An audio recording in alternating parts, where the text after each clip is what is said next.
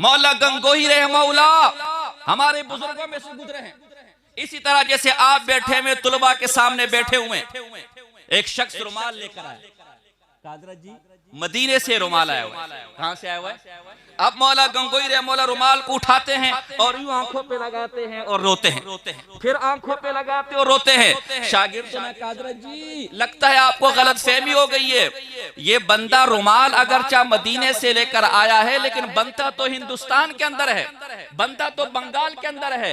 मौला गंगोही रहमहुल्लाह फरमाया, मियां मुझे पता है कि ये रुमाल बनता हिंदुस्तान में है, ये रुमाल बनता बंगाल में है, मैं इसके हिंदुस्तान और बंगाल में बनने की वजह से आंखों से नहीं लगा रहा, बल्कि हिंदुस्तान में बनकर ये रुमाल जब मदीने चला गया, इसे मदीने की हवाएं लग गई, मैं तो उन हवाओं को अपनी आंखों से लगाकर आंखें ठंडी कर रहा हूं। जोर से कहते, जोर से कहते, ये हमारा अकीदा है, ये हमारा नजरिया है। हज़रत मौलाना मंजूर नमानी साहब रहमहुल्लाह हमारे बुजुर्गों में से गुजरे हैं।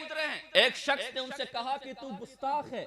मौलाना मंजूर नमानी ने जलाल में आकर कहा, मियां मुझे बाप की गाली दे दे तो बर्दाश्त है, माँ की गाली दे दे तो बर्दाश्त है, दुनिया की हर गलीज से गलीज गाली मुझे दे दे बर्दाश्त है, लेकिन कोई मुझे पाक पैगंबर का गुस्ताख कह दे मुझे ये बर्दाश्त नहीं। जो जान चाहो तो जान देंगे, जो माल चाहो तो माल देंगे, लेकिन ये नहीं हो सकता कि नबी का जाहो जलाल दे, ये नहीं हो सकता। ये हमारे बुजुर्गों का कीद है। आपके सामने क्या कहेंगे? दुरूद के मुनकिर, ये दुरूद नहीं मानते, ये देवबंदी वहाबी दुरूद नहीं मानते। ओ खुदा के बंदो, आप सब 5 वक्त नमाज पढ़ते कि नहीं पढ़ते? उस नमाज में दुरूद पढ़ते कि नहीं पढ़ते? तबलीग वाले जब फजाइल अमाल खोलते हैं, नबी का नाम आते, दुरूद पढ़ते कि नहीं पढ़ते? अभी मैंने आपके सामने बयान शुरू करने से पहले दुरूद पढ़वाया कि नहीं पढ़वाया? फिर कहते नहीं जी खड़े होकर दुरूद नहीं पढ़ते, खड़े होकर नहीं पढ़ते। हम कहते अभी भी गलत फहमी हो गई है। जब नमाज पढ़ते हैं तो बैठ के पढ़ते हैं, और जब जनाजा पढ़ते हैं तो खड़े होकर पढ़ते हैं। किसने कहा कि खड़े होकर नहीं पढ़ते? कहा नहीं नहीं नहीं जी हजरत, आप असल में वो अस्सलातु वस्सलामु अलैका या रसूल अल्लाह ये नहीं पढ़ते। मैं कहा नहीं, फिर आपने गलती की। फिर आपके ज़हन में किसने गलत बात डाल दी? हम अल्लाहुम्मा सल्ली अला मोहम्मद भी पढ़ते हैं और अस्सलातु वस्सलामु अलैका या रसूलल्लाह भी पढ़ते हैं। कैसे? जब यहाँ से पढ़ते हैं तो अल्लाहुम्मा सल्ली अला मोहम्मद पढ़ते हैं, और जब पाक पैगंबर सल्लल्लाहु अलैहि वसल्लम के रोजे पर जाते हैं तो वहाँ अस्सलातु वस्सलामु अलैका या रसूलल्लाह पढ़ते हैं। पूछने वाले पूछा ये कैसे? यहाँ से पढ़ते तो अल्लाहुम्मा सल्ली अला मोहम्मद, वहां जाते तो अस्सलातु वस्सलामु अलैका। मैंने कहा दुरूद तोहफा है, जब दूर से भेजा जाते तो किसी के हाथ से भेजा जाता है, जब करीब जाया जाता है तो अपने हाथ से दिया जाता है। जब हम यहाँ से बैठ के दुरूद पढ़ेंगे तो अल्लाहुम्मा सल्ली अला फरिश्तों के हाथ भिजवाएंगे, और पाक पैगंबर रोजे में जिंदा हैं, जब वहां खड़े होंगे पाक पैगंबर सुन रहे हैं, वहां खड़े होकर खुद अस्सलातु वस्सलामु अलैका या रसूलल्लाह कहकर पेश करेंगे। तुझे किसने कह दिया हम दुरूद के मुनकिर? हमारे बुजुर्गों में से मौलाना फैजुल हसन सानपुरी रहमहुल्लाह फौत हुए। उनके बेटे ने मौलाना कासिम नानोती से कहा, जी जब से मौलाना फैजुल हसन सानपुरी फौत हुए 1 माह से उनकी कमरे से खुशबू आ रही है। तो मौलाना कासिम नानोती ने फरमाया कि मियाँ वो हर शबे जुमा को जाकर पूरी रात दुरूद शरीफ पढ़ते थे, ये खुशबू उसी दुरूद की फजाएं हैं, ये उसी दुरूद की खुशबू है। हमारा तो अकीदा ये है, हमारा तो नजरिया ये है, न हम दुरूद के मुनकिर हैं, न हम पाक पैगंबर सल्लल्लाहु अलैहि वसल्लम की सिफात के मुनकिर हैं। तो अब अगला एतराज ये होगा, जी दुरूद के तो मुनकिर नहीं है लेकिन बुजुर्गों के मुनकिर। पीर नहीं मानते, बुजुर्ग नहीं मानते, औलिया अल्लाह नहीं मानते। हाँ बिल्कुल, मैं बुजुर्ग नहीं मानता, मैं पीर नहीं मानता, मैं वली नहीं मानता, मगर कौन से वाले? जिनके ना कपड़े हैं, जो ना कभी महीना महीना नहाते हैं, जिनके बाल यहाँ तक हैं। मैं पंजाब में गया तो पंजाब में बिल्कुल एक बंदा मुझे दिखाया गया, बिल्कुल नंग धड़ंग, अलिफ बाता सा, बिल्कुल एक टुकड़ा कपड़ा भी जिस्म के ऊपर नहीं, बिल्कुल नंगा। भाई ये कौन है? ये बहुत पहुंची हुई सरकार है। ये क्या है? ये क्या है? तो मैंने कहा खुदा के बंदो इसको पहले दर्जी तक तो पहुंचा दो, पहले दर्जी तक तो पहुंचा दो। कारे शैतामी कुनंदर नामिशे वली, अगर वली ई बूद लानत बर वली। तू शैतान वाले काम करे विलायत के चोगे में, अगर वली से कहता मैं से वली पर लानत बेचते हैं। हम उस वली को मानते हैं जो मौलाना अशरफ अली थानी साहब रहे मौला जैसे वली थे। एक मुरीद मिलने के लिए आया, मुलाकात के बाद आपकी खिदमत में नजराना पेश किया। हजरत थानवी ने फरमाया कि मैं नजराना लेने वाला पीर नहीं हूं, जा चला जा। उस मुरीद ने उठकर आपके जूतों में वो नजराना रख दिया और कहा हजरत जी वसूल कर लीजिए, मेरे बाद कोई मुरीद इतना मोटा नजराना देने वाला नहीं आएगा। हजरत थानवी रे मौला उठे और उठकर जूतों को लात मारी और कहा जा तुझे भी इतना मोटा नजराने को लात मारने वाला कोई पीर कभी नहीं मिलेगा। ये हमारे बुजुर्गों का कीदा है, ये हमारा नजरिया है। आज हम इन अकाबिर देवबंद के रास्ते पर क्यों हैं कि इन्होंने दीन के लिए कुर्बानियां दी हैं, इन्होंने दीन के लिए अपनी जान को पेश किया। अगर आप हिंदुस्तान की तारीख उठाकर देखें, हर मोड़ पर दीन के लिए कुर्बानियां देने वाले उलमा देवबंद आपको नजर आएंगे। हिंदुस्तान के अंदर जब अंग्रेज ने अपना पंजा इस्तेबदाद गाड़ा और हिंदुस्तान पर काबिज हुआ, जुल्म और सितम के पहाड़ टोले, मुसलमानों के अकीदों को नचोड़ना और मुसलमानों की मईशत को तबाह करना शुरू कर दिया, मुसलमानों को कुरान से दूर करना शुरू कर दिया, मुसलमान को दीन से दूर करना शुरू कर दिया, हिंदुस्तान से दीन इस्लाम को खत्म करने की काविशें शुरू कर दी। और उस वक्त शाह अब्दुल अजीज मुहद्दिस देहलवी रहमतुल्लाह ने फतवा दिया कि हिंदुस्तान दारुल हर्ब है, यहाँ जिहाद फर्ज हो चुका है। और उस फतवे पर अमल करने वाला सैयद अहमद शहीद रहमतुल्लाह, शाह इस्माइल शहीद रहमतुल्लाह, और उस फतवे पर अमल करके 1831 में बालाकोट के अंदर अपनी जान जाने आफरी के सुपुर्द करने वाले, अपनी गर्दन कटाने वाले देवबंदी अकाबिर थे। आगे लेकर चले, मैं आपको तारीख में आगे लेकर चलता हूं। 1857 का जंग है, शामली का मैदान है, हिंदुस्तान का मुकाबला हो रहा है, हिंदुस्तान की आजादी के लिए कुर्बानियां पेश की जा रही है। और शामली के मैदान में कुर्बानियां देने वाला हाजी इमदादुल्लाह महाजर मक्की देवबंदी है, और शामली के मैदान में कुर्बानियां देने वाला कासिम ननौती देवबंदी है, और शामली के मैदान में कुर्बानियां देने वाला रशीद अहमद गंगोही देवबंदी है, और शामली के मैदान में कुर्बानियां देने वाला याकूब नानोतवी देवबंदी है, और शामली के मैदान में 2500 शोहदा जिसमें 800 खवातीन थे अपने घर से उस जंग में शहीद करने वाला कासिम नानोती देवबंदी है। आगे चलिए, पाकिस्तान की तहरीक का जब नाम आता है, पाकिस्तान की तावजूद का जब नाम आता है, शबीर अहमद उस्मानी कुर्बानियां देने वाला देवबंदी है, जफर अहमद उस्मानी कुर्बानियां देने वाला देवबंदी है, हकीम उल उम्मत मौलाना अशरफ अली थानी साहब कुर्बानियां देने वाला देवबंदी है, मुफ्ती शफी साहब पाकिस्तान की तहरीक चलाने वाला देवबंदी है। आगे चलिए, जब कादियानियत का फितना उठा, मुसलमानों के अकीदे को खराब करने के लिए कादियानी मैदान के अंदर आए, खत्मे नबूवत पर डाका डाला, मुसलमानों के अकीदे पर डाका डालने की कोशिश की और मिर्जा कादियानी को जबरदस्ती नबी बनाने की कोशिश की, तो हयात मौलाना मोहम्मद हयात, उसका मुकाबला करने वाला मौलाना मोहम्मद हयात देवबंदी है, उसका मुकाबला करने वाला लाल हुसैन अख्तर देवबंदी है, उसका मुकाबला करने वाला अताउल्लाह शाह बुखारी देवबंदी है, उसका मुकाबला करने वाला यूसुफ बिनौरी देवबंदी है, 1953 की तहरीक चलाने वाला, 1974 की तारीख खत्म नबूवत चलाने वाले अताउल्लाह शाह बुखारी और यूसुफ बिनौरी देवबंदी है। जेल माल्टा की जेल के अंदर शेखुल हिंद कैद और बंद की सोबतों में है, अंग्रेज की जेल काट रहा है, दिन को कमर पर कोड़े खा रहा है, रात को अल्लाह के कुरान का तर्जुमा कर रहा है। ये शेखुल मामूसन देवबंदी है, इसका साथ देने वाला हुसैन अहमदी देवबंदी है। आपके इस जामपुर के अंदर उबैदुल्लाह सिंधी रहमतुल्लाह जैसे शख्सियत गुजरी है, 25 साल तक रूस के अंदर जलावतन रहकर हिंदुस्तान को आजादी की कोशिशें दिलाने वाला उबैदुल्लाह सिंधी देवबंदी है।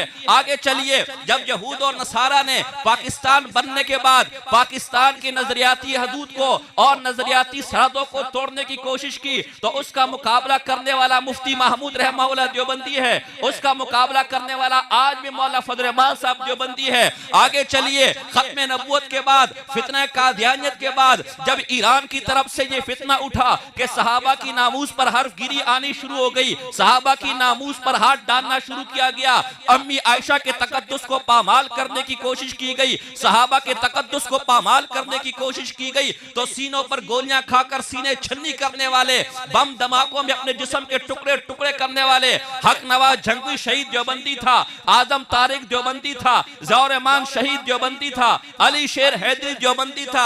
आपके इसी इलाके के जामपुर के मौलाना सरदार अहमद बितानी, उन्होंने इस नामूसे सहाबा के लिए तंजीम अहले सुन्नत की बुनियाद रखी। ये मौलाना सरदार अहमद देवबंदी था। और जब पूरी दुनिया के अंदर बदअमली फैली, लोग नमाज से दूर हुए, लोग तिलावत से दूर हुए, लोग मस्जिद से दूर हुए, लोग इबादतों से दूर हुए, तो लोगों को मस्जिदों की तरफ लाने के लिए, लोगों को कुरान की तरफ लाने के लिए, लोगों को इबादतों की तरफ लाने के लिए तबलीग की फजा कायम करने वाला, पूरे आलम में तबलीग की फजा को आम करने वाला, पूरे आलम में तबलीगी जमातों की चलत फिरत करने वाला मौलाना इलियास देवबंदी था। और नहीं, अपने पड़ोसी मुल्क के अंदर देख लो, जब यहाँ रूसी आए और गुंडागर्दी की, जब यहाँ अमरीकी आए और गुंडागर्दी की, तो महज 30 साल के अंदर 2 आलमी ताकतों के टुकड़े टुकड़े करने वाले, नेटो को शिकस्त देने वाले, यूरोप को खाक और खून चटाने वाले और शिकस्त की धूल चटाने वाला मुल्ला उमर के साथी कोई और नहीं बल्कि देवबंदी थे। ताजदार खत्मे नबूवत अकाबिरीन उलमाए देवबंद, अकाबिरीन उलमाए देवबंद, नाराए तकबीर। इसलिए देवबंदी न किसी नए अकीदे वाले हैं, न किसी अकीदे का इनकार करने वाले हैं, बल्कि ये दीन के लिए कुर्बानियां देने वाले। आज भी इस पूरे जामपुर के अंदर अगर उलमा बनाने का कोई मदरसा है, दौरा हदीस तक कोई मदरसा इस पूरे इलाके के अंदर, तो मौलाना अबू बकर साहब देवबंदी। इन्होंने इस पूरे इलाके की अकीदे की इस्लाह, पूरे इलाके की अकीदे की नजरियात की इस्लाह का बेड़ा उठाया। ये भी आपका देवबंदी है। आपके मौली अल्लाह रखा साहब उनके साथी इस छोटे से इलाके के अंदर मिस्र से इतने बड़े बड़े कारी सिर्फ आपके अकीदों की इस्लाह के लिए, वो ये पैसे अपनी जायदाद के लिए भी इस्तेमाल कर सकता था, वो ये जमीन अपनी फैक्ट्रियां बनाने के लिए भी इस्तेमाल कर सकता था, लेकिन महज आपके अकीदों की इस्लाह के लिए, महज आपके अकीदों की दिफा के लिए, महज आपके नजरियात के लिए मिस्र से और कराची से मेहमान बनाने वाला आपके उस्ताद जी कोई और नहीं, मौली अल्लाह रखा देवबंदी है। आपको हर मौके पर उलमा देवबंद दीन के लिए कुर्बानियां देने वाले, दीन का दिफा करने वाले, दीन के लिए कुर्बानियां देने वाले यही देवबंदी मिलेंगे। इनके अलावा अगर बाकियों को आप तलाश करेंगे, वो हमारे एक मिसाल है उस्ताद जी, वो एक आदमी कुएं में गिर गया, तो किसी ने उसको कहा भाई हाथ लो, हाथ लो, हाथ लो ताकि तुझे निकाले। वो कह रहे खुदा जाने क्या कह रहे, हाथ लो, हाथ लो। तो किसने कहा भाई ये सारी जिंदगी इसने हाथ दो, हाथ दो, हाथ दो। उसने कहा भाई ये हाथ दो, हाथ दो, ये हाथ दो क्या है? तो किसने कहा भाई ये सारी जिंदगी लेने वाला है। कभी हलवा लो, कभी तीजा लो, कभी 40वां लो, कभी देख लो, ये लेने वाले, देने वाला नहीं है। इसको कहो कि हाथ लो, हाथ, हाथ, तो ये ले लेगा। अगले कहा भाई हाथ लो, तो फौरन ले लेगा। आपकी सरायकी में एक कहावत है, एक आदमी की सवाणी, सवाणी समझता पिया, घर वाली बेगम साहब, सवाणी समझता पिया, और सवाणी डिग गई पानी में। क्या कहा मैंने? पानी में गिर गई। समझते कि नहीं समझे? और सवाणी डिग गई पानी में। अब उसने पूरा मोहल्ले इकट्ठा कर दिया, ओ लोगों मेरी सवाणी मरी, ओ लोगों मेरी सवाणी गई, ओ लोगों में तो सवाणी मर गई, तो फिर क्या हो जाएगा? रंडवा, हम तो उर्दू में रंडवा कहते हैं, आप लोग क्या कहते हैं? अच्छा है, मैं तो रंडवा थी वैसी है, मैं तो रंडा थी वैसी। मैं उधर गया जहानिया, तो वहां मैंने बयान किया, तो मुझे एक साहब आगे कहने लगा, दर जी आप बयान में जो हमारी सरायकियों की टांगे तोड़ते ना, बड़ा मजा आता है। तो मैंने कहा तुम हमारे पश्तों की गर्दन तोड़ दो, हमें भी बड़ा मजा आता है, तो हम भी तोड़ सकते सरायकी की टांगे। तो मोहल्ले वालों को जमा किया, भाई मेरी सवाणी पानी में डूब गई, पानी में डूब गई। अब पानी यूं आ रहा है ना, पानी का बहाव यूं है, यूं पानी जा रहा है, तो उसमें जो चीज गिरेगी वो पानी उसको यूं लेकर जाएगी ना। अब वो आदमी जिसकी पूरा मोहल्ला पानी के बहाव पर यूं ढूंढ रहा है, यूं बीवी को, और ये इस तरफ जा रहा है, यूं ढूंढ रहा है, इस तरफ जहां से पानी आ रहा है। लोगों ने कहा ना मुरादा, जब पानी यूं जा रहा है तो तेरी बेगम को भी, तेरी सवारी को भी यूं लेकर गया होगा ना, तो यूं ढूंढ का सारी जिंदगी पुट्ठे पासे गई है, सारी जिंदगी पुट्ठे पासे गई, हौड़ भी इसी पासे गई होगी, अभी भी इसी पासे गई होगी। कुर्बानियां देने वाले उलमाए देवबंद, सीनों पर गोलियां खाने वाले उलमाए देवबंद, बम धमाकों में अपने सीने छलनी करने वाले उलमाए देवबंद, कैद और बंद की सोबतें बर्दाश्त करने वाले उलमाए देवबंद, कुर्बानियां देने वाले उलमाए देवबंद, बच्चों बच्चे शहीद करने वाले उलमा देवबंद, बच्चे यतीम करने वाले उलमा देवबंद, अपनी औरतें बेवाएं करने वाले देवबंद, अपनी जायदादें और घर बार छोड़ने वाले उलमा देवबंद। तुम्हारा उबैदुल्लाह सिंधी रहमहुल्लाह इस जामपुर से उठा और 25 साल रूस में लगा दिए सिर्फ तुम्हारे अकीदों की दिफा के लिए। आज उस उबैदुल्लाह सिंधी की 25 साल की कुर्बानियां है कि तुम यहां मिस्र से आए हुए कारियों का कुरान सुन रहे हो, कारियों का कुरान देख पढ़ रहे हो, कारियों के कुरान से अपने कानों को मुअत्तर कर रहे हो। ये तो होगे गुस्ताखे रसूल। और जिन्होंने सारी जिंदगी दीन के नाम पर तो फिर मैं ये कहूंगा ना, अकली फुटी है, अकली तो सदी अकली फुटी है, अकली। तो इसलिए ये अकाबिर उलमा देवबंद ना तो दीन के दुश्मन है, ना दीन का इनकार करने वाले, ना दुरूद के इनकार करने वाले, ना रसूलुल्लाह का इनकार करने वाले। हमारा अकीदा तो ये है कि अगर कोई शख्स मदीने की मट्टी को कह दे मुझे उससे खुशबू नहीं आती, हमारा अकीदा ये है उस बेईमान की गर्दन काट दी जाए कि जिस बेईमान को मेरे पाक पैगंबर की मदीने की मिट्टी से खुशबू नहीं आती। ये हमारा अकीदा है। तुम्हें किसने कह दिया कि हम गुस्ताख हैं? तुम्हें किसने कह दिया कि हम नबी को नहीं मानने वाले? तुम्हें किसने कह दिया कि हम दुरूद को नहीं मानने वाले? मेरे शागिर्दों में आज भी ऐसे तहदीस बिन नेमत के तौर पर कहता हूं जो दिन में 5-5 हजार दफा दुरूद शरीफ पढ़ते हैं। इसलिए ये हक जमात आले हक की जमात है, इंशाअल्लाह सारी जिंदगी अहले सुन्नत वल जमात उलमा देवबंद के अकीदे नजरिए पर कायम और दायम रखेंगे कि नहीं रखेंगे? इंशाअल्लाह इनका साथ देंगे कि नहीं देंगे?